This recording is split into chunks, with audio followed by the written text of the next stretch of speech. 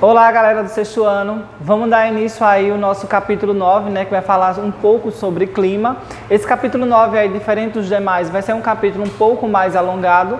Nós vamos dividir ele em duas partes, tá? Na primeira parte aí nós vamos trabalhar principalmente com as questões dos elementos e dos fatores que interferem em um clima local ou em escala global. E na segunda parte aí nós vamos falar um pouco sobre cada um dos climas específicos, tá? Então, nosso tema aí, para entrar no clima, tem tudo a ver com tudo aquilo que nós iremos trabalhar nesse capítulo 9, tá? Que vai ser dividido aí, como eu falei, em duas partes, tá? Então, nessa primeira parte, nossa aqui, nós vamos trabalhar como é que a gente pode diferenciar as duas nomenclaturas, né? Nomenclatura essa que é tempo e clima. Será que as duas é a mesma coisa, né? Obviamente que não, né? Não são sinônimos aí. Tempo e clima não são palavras que derivam de um sinônimo. Ao contrário, são opostas, tá? Por quê? Tempo é o estado momentâneo da atmosfera. Isso quer dizer o quê? Que o tempo, né, é as condições meteorológicas que a atmosfera está apresentando nesse exato momento, como é o caso. A atmosfera hoje, né, pode ser chuvosa, pode estar num período chuvoso, pode estar num período ensolarado, um período aí nublado, certo? Então, esse período aí é chamado de tempo atmosférico, que ele pode mudar com o passar das horas ou com o passar mesmo do dia, certo? Então, tempo é o estado momentâneo da atmosfera em um determinado período. Por quê? Porque ele pode mudar de uma hora para outra, certo? Já clima, né, é o estado momentâneo da atmosfera de acordo com um estudo de aproximadamente 30 anos. Ou seja, vamos pegar aqui a cidade de Arapiraca e para termos aí o clima específico de Arapiraca, que é o tropical semiúmido, nós temos aí que trabalhar principalmente essa questão de chuvas durante esses 30 anos, períodos de estiagem, períodos aí de alagamentos ou períodos aí que nós vamos ter poucas chuvas, né? Então, esses elementos aí são trabalhados num período de 30 anos, né? Para sabermos qual é o clima específico da cidade de Arapiraca. Se é um clima semiárido, se é um clima semiúmido, se é um clima aí mais quente, um clima é mais frio, quais são os períodos mais quentes, os períodos mais frios, os períodos aí que chove mais, os períodos aí que chove menos, certo? Então, tudo isso aí tem que ser estudado de acordo com uma faixa etária de 30 anos para constatar qual é o clima específico daquela região, certo? Então, tempo é o estado atual da atmosfera e clima, né, é o estado médio em um intervalo aí de 30 anos para ser estudado, certo? O clima é uma sucessão habitual de tempos, né? Toda vez que se repete os tempos, nós temos aí uma cronologia dos acontecimentos temporais naquelas épocas durante um ano, certo? Ou seja, percebemos que aqui em Arapiraca chove mais no período que é inverno e chove menos no período que é verão, ok? Mas o tempo é o que está ocorrendo atualmente na atmosfera, no caso seria o estado momentâneo da atmosfera. É por isso que principalmente aquelas mulheres, né, aquele pessoal lá do clima, tempo, que vamos supor que eles vão nos mostrar qual vai ser o tempo naquela região específica, né, durante o dia ou no outro dia, nós chamamos aí de previsão do tempo. Por que previsão do tempo? Porque aquelas pessoas, a partir dos seus aparatos tecnológicos, né, estão prevendo o que pode ocorrer na atmosfera com o passar do dia naquela região. É uma previsão. Pode ocorrer, né, aqueles efeitos atmosféricos naquela região, ou podem não ocorrer aqueles efeitos naquela região. Vai depender do estado que há aquela região. Se é um estado ensolarado, se vai ser em um estado, digamos, nublado, se vai estar no estado chuvoso, o que pode acarretar tudo aquilo, tá? Então, o que a moça do tempo, principalmente, fala, né, é a previsão do tempo naquela região. Aí vai depender das condições atmosféricas se aquilo vai acontecer ou não acontecer. Até porque é uma previsão, né? Ela está prevendo o tempo. Não quer dizer que isso vai acontecer 100%, tá? Pode ocorrer aí em baixa frequência ou com uma frequência bem maior, certo? Com isso aí, né, para estudarmos aí o tempo, é necessário também nós compreendermos aí as camadas da atmosfera, né? Camadas essa aí que mostra uma certa quantidade de gases em um certo local e uma pequena quantidade de gases em outros locais, tá? Então nós temos aqui toda a crosta terrestre, que é a parte litosférica, né, a parte rochosa no qual nós pisamos, e nós temos aqui, ó, a camada da atmosfera, que é aquela camada gasosa, aquela camada azul que envolve todo o planeta Terra, tá? A nossa atmosfera aí, ela vai apresentar 5 camadas principais, certo? Então nós temos aí a troposfera, a mais próxima da Terra, a estratosfera, mesosfera, termosfera e a exosfera, tá? Então essas são as 5 principais camadas que vão formar toda a atmosfera terrestre. Vamos falar primeiro sobre a troposfera, né? A camada da troposfera, como eu falei para vocês, é a camada mais próxima da litosfera, né? A camada mais próxima aqui da região terrestre, da superfície terrestre. É na troposfera que vai ocorrer principalmente os eventos meteorológicos, ou seja, as chuvas, o granizo, a neve, né? Os vendavais, tudo isso vai ocorrer nessa região que dá-se o nome de troposfera, tá?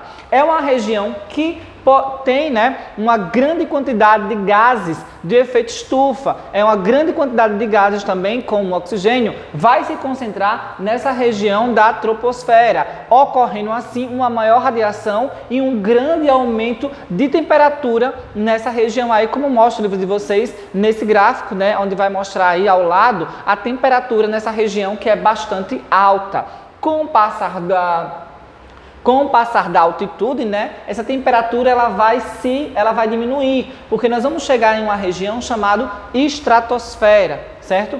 É na estratosfera aí que vai se colocar, né, é na estratosfera que vai ocorrer aí a passagem dos aviões, é na estratosfera aí que vai se localizar também o chamado camada de efeito estufa, né, onde vai estar concentrado principalmente entre a estratosfera e a mesosfera. A camada de efeito estufa, onde está uma grande concentração de O3, né, que é a camada de ozônio, certo? A mesosfera vai ser a camada que vai proteger a Terra do choque dos meteoros, principalmente devido a uma grande camada de oxigênio e uma grande camada de ozônio que vai se envolver essa atmosfera.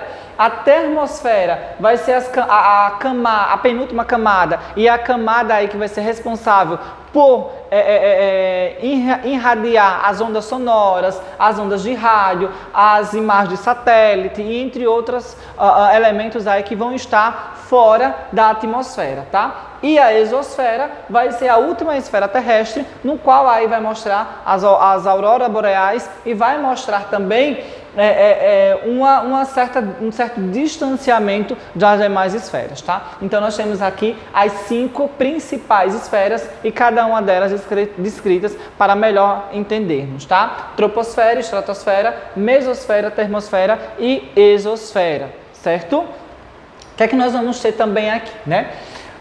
Com isso aí, né? Com o clima, tempo e as camadas da Terra, nós vamos trabalhar aí com os elementos do clima. Quais são os principais elementos aí que podem nos mostrar, né, a ocorrência de um clima, tá? Então nós temos aí, ó, 5 principais elementos de um clima que eles são constantemente vistos e percebidos diariamente na atmosfera, tá? Esses elementos aí como temperatura, umidade, precipitação, pressão atmosférica e vento são os 5 principais elementos que vão formar um clima local, tá? Ou seja, o clima de Arapiraca, a sensação térmica de Arapiraca, o tempo de Arapiraca, ok? Esses elementos aí, eles são dinâmicos. Por que eles são dinâmicos? Porque eles podem mudar, né? A temperatura pode ser baixa, pode ser alta, a umidade pode também ser alta, pode ser baixa, assim como a precipitação,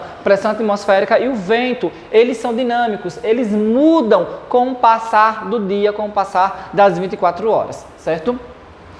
Vamos falar sobre a nossa primeira, né? O nosso primeiro elemento climático aí é a temperatura. E o que seria a temperatura, né? Temperatura é a quantidade de calor, né, existente no ar em um dado momento. Ou seja, quanto mais existe oxigênio em um local, maior será a quantidade de calor que vai ser gerada naquele local, devido à absorção do oxigênio com a radiação solar, tá? De todo o calor emitido aqui pelo Sol, né, uma parte vai chegar na superfície terrestre e vai ser absorvida pelos oceanos, pelos animais, pelos vegetais. E a outra parte aí vai ser refletida para o espaço, né? Devido aí às camadas mais claras da Terra, que são as camadas, os polos, que são muito brancos, e os oceanos também, que são claros. Então, esse calor que entra na Terra, parte fica sendo absorvida pela própria Terra, parte vai ser refletida lá para o espaço, né? Nós temos aí, então, o efeito estufa, muito falado, e lembrando que o efeito estufa também é um efeito, né, feito principalmente pela questão natural, tá? É um efeito aí natural, certo? Albedo aí seria os espaços claros, né? Quanto mais um espaço é claro, maior será a reflexão dessa sensação térmica, dessa temperatura. Quanto mais um espaço é escuro, maior será a absorção de uma temperatura. A mesma coisa de você sair, né, meio-dia no estacionamento da escola com um casaco escuro, né, com um casaco preto, você vai ter uma sensação térmica bem maior do que com um casaco claro. A sensação térmica vai ser bem menor, porque o casaco claro ele vai refletir a temperatura e o casaco escuro ele vai absorver a temperatura, tá? Nosso segundo elemento climático aí é a umidade, certo? O que é a umidade, né? A umidade é a quantidade de vapor d'água existente em uma determinada região, certo? Ou seja, quanto mais uma região for úmida, maior será o vapor d'água naquela região, que ocorrerá naquela região. O vapor se eleva, né? Aquela região vai ter grande quantidade de vapor. Esse vapor vai se elevar, até porque o vapor é uma massa de ar quente. Se massa de ar quente ou a massa de ar leve, ela vai subir, né? Ela vai se elevar-se. Transforma-se então em nuvens que posteriormente vão transformar-se nas precipitações, que principal aqui é a chuva, né? O que é que nós temos aqui, né? Nós temos a tabela de umidade, né? Quanto mais uma região está próxima a 30% ou em área vermelha com relação à umidade, isso quer dizer que aquela região ela vai sofrer, as pessoas principalmente daquela região, vai sofrer com algumas irritações na garganta, no nariz, devido à baixa umidade no ar e vai se refletir na nossa saúde. Quanto mais roxa, mais azul, mais roxa for aquela região em umidade, isso quer dizer que vai ser boa para os próprios habitantes daquela região, já que é uma região aí que vamos ter uma ótima umidade relativa do ar, certo? Então tem essa preocupação aí. Nos dias quentes e secos, é bom a gente tomar bastante líquido e ir para as regiões úmidas, né? Áreas úmidas ou áreas aí próximas às sombras. Já em tempos mais frios, né, que é um tempo mais chuvoso, nós temos aí uma grande umidade no ar para a nossa melhoria e para a nossa saúde principalmente, tá? Precipitação, né? O que é precipitação? Precipitação seria, como nós chamamos aqui no Brasil, principalmente aqui no Nordeste, de chuva, né? Que é a mais nítida, a mais vista aqui no Nordeste, tá? Então, a chuva ocorre quando há saturação das gotas de água atingindo o limite mínimo, ou seja, vem a grande evaporação dos oceanos e dos corpos úmidos, né? Chegam em uma certa quantidade de altura, né, de altitude. Essa altitude vai resfriar esse grande acúmulo de massa de água, vai juntar-se aí com algumas partículas de poeira, fumaça, né, e outras coisas semelhantes que vão juntar-se, vão fazer a sua fusão e vai fazer com que essas gotas entrem em precipitação, né, tornem-se elas líquidas e entrem em precipitação. A forma mais comum é a chuva, né? Mas também nós temos a neve, nós temos também o granizo, né? Nós temos também a neblina, certo? Nós temos essas 3 precipitações a mais que são vistas em outros locais aí do globo e até mesmo no Brasil. Nós temos a chuva, a neve, a neblina e nós temos também o granizo, que é uma forma de chuva aí mais rígidas, que são bolotas de água de gelo que caem do céu com uma certa preocupação, né? Já que se ela atingir um volume maior, pode ter aí danos naquela região que pode ocorrer, certo? Temos também a pressão atmosférica, né? O que seria a pressão atmosférica? Seria o impacto que o ar exerce naquela região, ou seja, a pressão atmosférica, ela é maior, né, quando é em regiões próximas ao litoral, que são regiões aí que tem uma baixa, que tem aí, no caso, uma baixa altitude. Nas regiões montanhosas ou nas regiões serranas, nós temos aí uma menor altitude, aliás, uma maior altitude e, posteriormente, uma menor pressão da atmosfera. Isso quer dizer o quê? Que nas regiões próximas ao litoral, né, nas regiões de menor latitude, menor altitude, bem falando, em regiões de menor altitude, nós temos uma grande concentração de oxigênio e nós temos aí também uma grande pressão atmosférica, certo? Já nas regiões mais altas, nós temos uma menor concentração de oxigênio, né, e uma menor pressão atmosférica. Aqui a coluna de ar é bem maior nas regiões de menor altitude e a coluna de ar é bem menor nas regiões de maior altitude, né? Lembrando que nessa região há uma grande concentração de ar quente que posteriormente ele vai subir, certo? Já que o ar quente é um ar leve. E nessa região aqui, também há uma grande quantidade de oxigênio, né? Já na região montanhosa, nós temos pouca concentração de oxigênio. Lá vai ter uma grande concentração de ar frio, né? E essa concentração de ar frio aí vai fazer com que o ar ele desça para as regiões mais baixas, certo? Então, essa aqui é a pressão atmosférica. Altitude menor, maior pressão. Altitude menor, menor pressão. E o vento, né? O que significa o vento? O que é o vento necessariamente falando, né? O vento nada mais nada menos do que a movimentação do ar, né? O ar ele vai entrar aí em movimentação. No dia, o ar é mais forte do oceano para o continente. Durante a noite, o ar é mais forte do continente para o oceano. E como nós já vimos aí, né?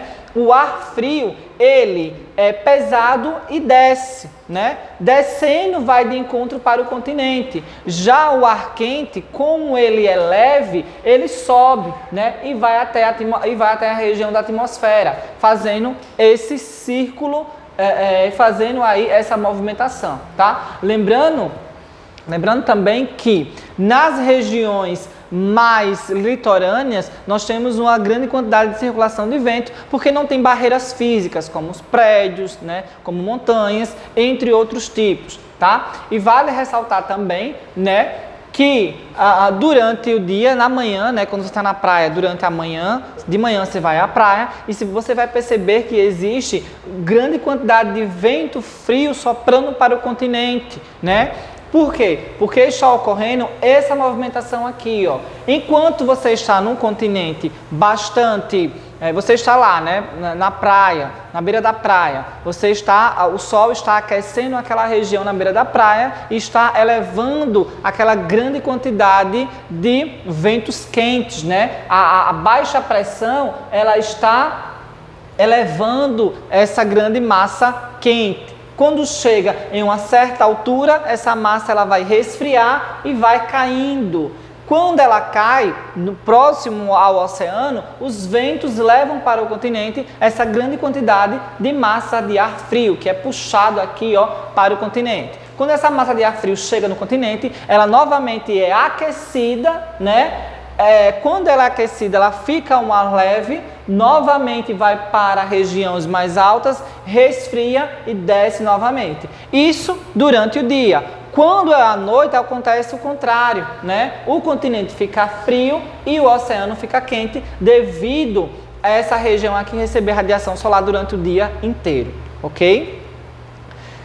Então, nós falamos aí sobre os 5 elementos que vão transformar o clima em um local, que vão interferir em um clima em um local. São estáticos, porque como nós percebemos aí, eles podem mudar de acordo com o período, de acordo com o dia, ou de acordo aí com o passar das horas.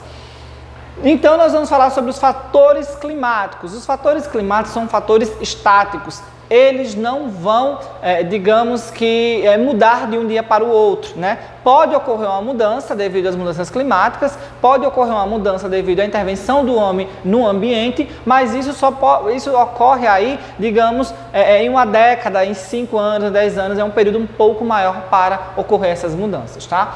Então, quais são os principais fatores climáticos, né? Nós temos a latitude, a altitude, massa de ar, correntes marítimas, maritimidade e continentalidade, e também nós temos vegetações. Vamos falar sobre cada uma delas para saber qual é a interferência e qual é o principal objetivo que elas têm num clima local, certo? Primeiro, iremos falar sobre a latitude, né? O que é a latitude? Nós vimos aí que a latitude são a distância, né? O espaço, são as regiões que ficam entre os paralelos, tá? Então, nós temos aí o Equador, as regiões médias, que são os trópicos, e as regiões polares, que são as últimas regiões, são os extremos, né? Norte e sul.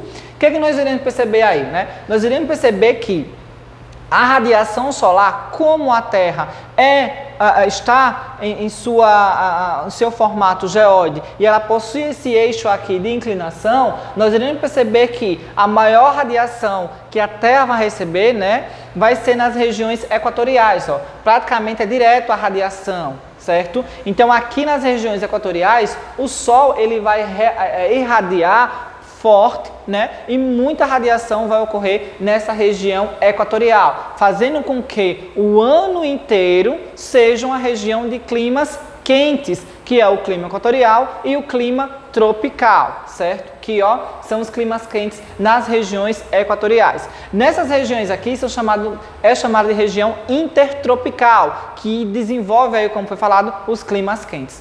Já nas regiões de latitudes médias, nós temos os trópicos. Aqui é o norte, o trópico de Câncer, e aqui é o norte, o trópico de Capricórnio. Aliás, aqui é o norte, o trópico de Câncer, e aqui é o sul, o trópico de Capricórnio. Nessas regiões aqui, como nós podemos perceber, o Sol ele vai irradiar de uma forma mais perpendicular, não vai ser direto, vai ser uma forma perpendicular. Mais forte vai ser quando a Terra, né, estará voltada, essas regiões estará voltada para o Sol, certo? Então, essas são as latitudes médias. Quando essas partes, o norte ou o sul, estiverem voltadas para a região solar, né, para o Sol, vai ser verão. Quando não, como é o caso aqui, essa região não está voltada para o Sol, e sim a região norte. Então, essa região aqui vai ser o inverno e essa região aqui vai ser o verão, certo? Nessas regiões aqui chamadas médias latitudes ou regiões subtropicais, né? Nós temos aí os climas onde vai apresentar aí as 4 estações do ano definidas, que nós vamos ver na próxima aula, né? Já nas regiões polares, são essas regiões aqui, que como a região norte está voltada para o Sol, nós temos verão, mas apenas uma claridade nessa região aqui, que o Sol vai chegar muito inclinado, não tendo força para aquecer aquela região, né? Apenas como se fosse uma luz clareando aquela outra região. Já na região sul, o que é que nós vamos ter? Vamos ter longos e longos meses aí, com noites bastante longas, certo? Fazendo com que essa região norte e sul seja uma região bastante fria, porque não há interferência do Sol naquela região, certo? Formando-se então os climas frios e os climas polares. O que é que nós vamos perceber aqui, né? Aqui é a temperatura média anual. Você vai perceber que essa região vermelha é chamada região intertropical, região mais quente da Terra.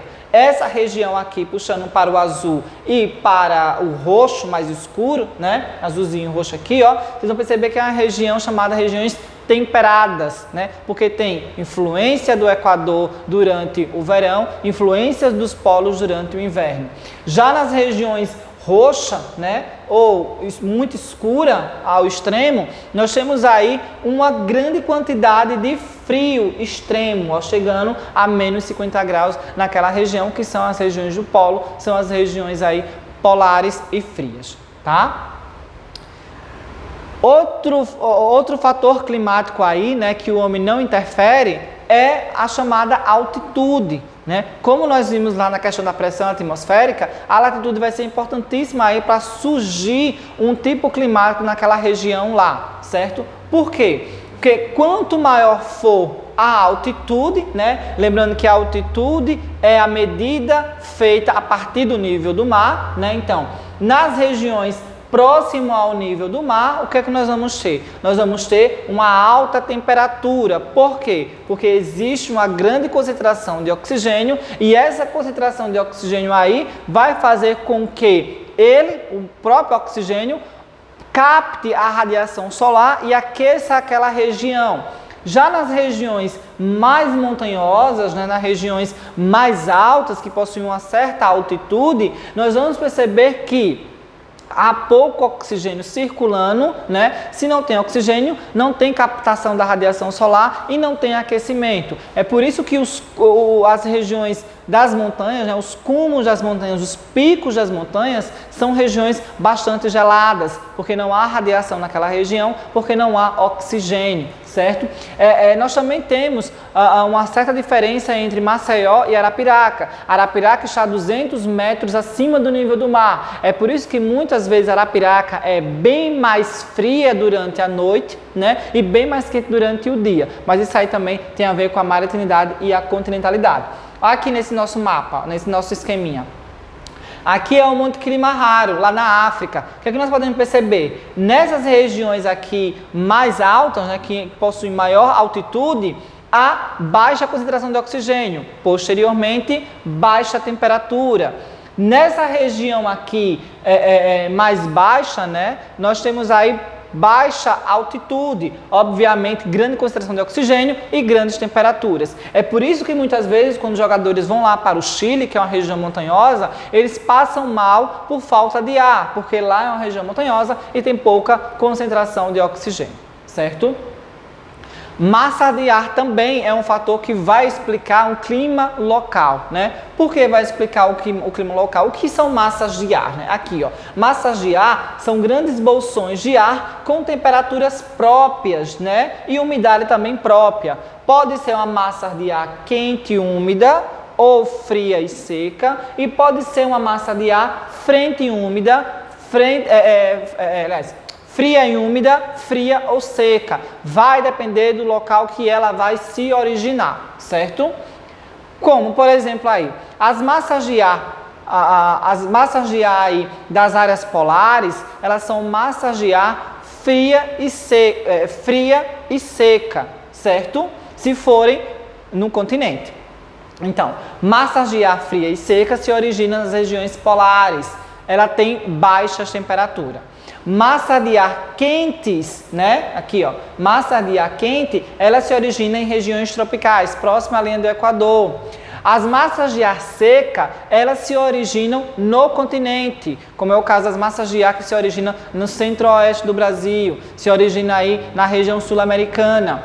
As massas de ar úmidas, elas se originam no oceano, já que são regiões aí onde há uma grande concentração de água, né? De corpos hídricos. Então, a localização e a concentração das massas de ar, a originalidade delas vai depender do local que elas vão saírem. E quando há encontro aí de duas massas de ar, é chamado de frente, né? Ou seja, existe uma grande massa de ar nessa região aqui, que é uma massa de ar quente, né? Existe aí o verão numa região e essa massa de ar se locou naquela região, né? Obviamente vai vir aí, ó, uma massa de ar fria que vai se chocar com essa massa de ar quente, ocorrendo aí uma tempestade. Então nós temos aqui uma frente fria. Por quê? Porque quem chegou foi a massa de ar fria.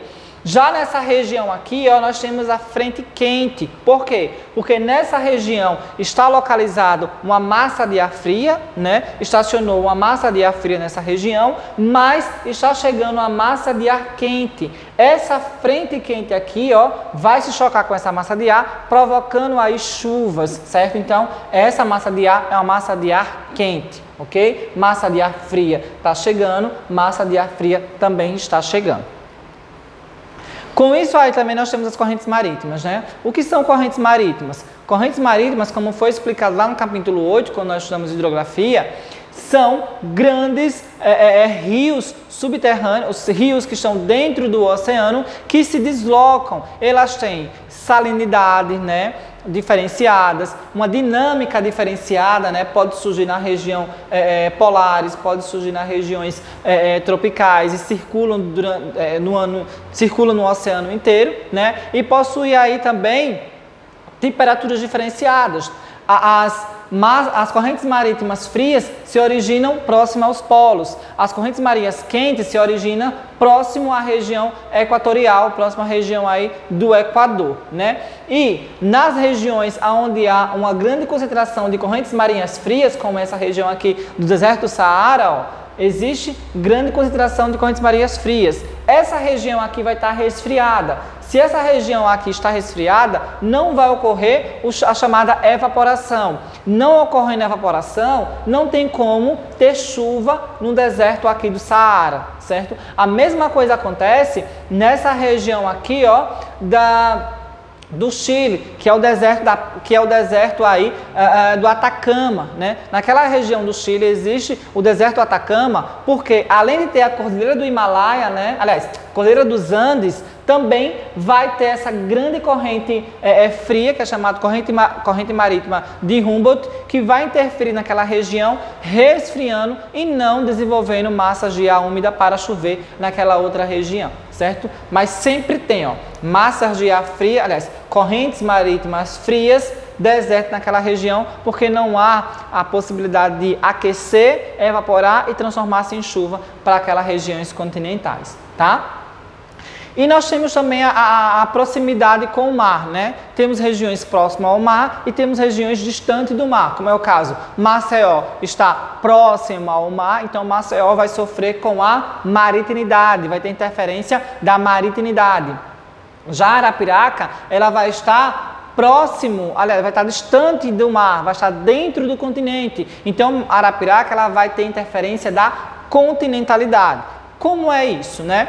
Quanto mais as regiões que estão próximas do mar, são regiões aí que vão ter uma grande concentração de umidade. Nessas regiões aí, o mar ele vai resfriar ou vai ajudar a diminuir a sensação térmica local. Isso quer dizer que durante o dia, nas regiões próximas aos mares, né, aos oceanos, existe baixíssima amplitude térmica. Isso quer dizer o quê? Que durante o dia a temperatura pode chegar a 29 graus e durante a noite pode chegar a 24 graus, né? Nós temos aí uma diferença de 5 graus, que é pouca amplitude térmica, diferença de temperatura.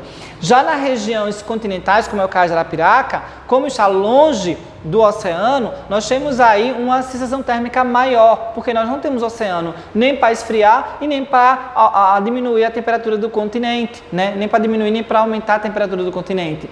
Isso quer dizer que nós temos a continentalidade. Supostamente nós vamos ter, né, as chamadas maiores amplitudes térmicas. Isso quer dizer o quê? Que em Arapiraca pode chegar até 39 graus de temperatura durante o dia e durante a noite pode cair para 22 graus de temperatura. Nós temos aí muitos graus de diferença durante o dia e durante a noite. É a chamada amplitude térmica devido à continentalidade. Então, continentalidade e maritimidade vão marcar aí a diferença de temperatura durante o dia e durante a noite. Regiões marítimas, baixíssimas amplitudes térmicas. Regiões continentais, altíssimas amplitudes térmicas.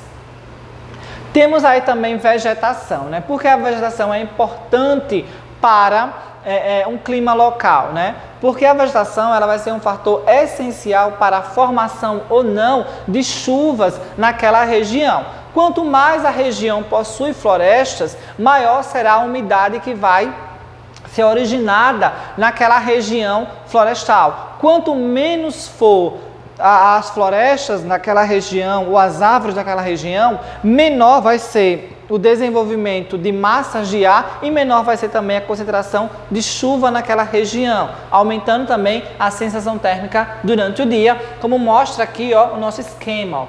Em uma região de árvore, eu tenho 17 graus de temperatura, né, na sombra. Já no asfalto aí, nós temos até 50 graus de temperatura, tá? E também essa árvore vai se aquecer e vai transpirar. Transpirando vai formar bolsões de chuva que vai aí amenizar a sensação térmica e vai umedecer também aquela região para a gente não sofrer tanto aí com a falta de umidade, tá? Lembrando também que quando a vegetação transpira, não é chamada de transpiração, e sim chamada de evapotranspiração. É a transpiração feita pelos vegetais. E por último aí nós temos o relevo, né? Porque o relevo é essencial na formação do clima local. O relevo é essencial porque o relevo vai ser uma barreira física natural, impedindo, né, ou não a passagem de massas de ar úmida para uma certa região, como é o caso aqui da região do Nordeste brasileiro, né? Na região do Nordeste, nós temos esse grande conjunto aqui planáltico chamado de Planalto da Borborema. Nós temos o Oceano Atlântico que vai se aquecer, né, diariamente devido à grande quantidade de radiação que vai gerar nessa região aqui. Os ventos alísios que saem do Equador para o continente vai empurrar essa grande quantidade de massa de ar úmida. Chove bastante no litoral, chove bastante nessa região que é a zona da mata, né? Só que quando chega na região agreste, essa massa de ar úmida vai esbarrar nessa região de grande altitude, né? Esbarrando, ela vai ter que ganhar altura. Quando ela ganha altura, ela vai ficar mais fria. Então, essa grande quantidade de massa de água, né? Essa grande quantidade de massa de vapor, ela vai descarregar toda nessa região aqui agreste, certo? Que é a região mais alta. E quando ela passa para o sertão, ela passa uma massa de ar seca, sem umidade, ocorrendo, né, grandes períodos de estiagem, ocorrendo aí grandes períodos de seca na região do sertão, devido a esse grande planalto aí, né, essa barreira nessa região aí. E lembrando também que essas chuvas, quando esbarra no planalto, são chamadas de chuvas orográficas, que são chuvas provocadas pelo esbarramento dos planaltos ou das montanhas em uma certa região, ok? Então, por hoje ficamos aqui, né? Próxima aula nós vamos trabalhar com a parte 2 desse capítulo, que vai falar sobre os climas e os impactos ambientais aí que tem a ver com o clima, tá? Até mais!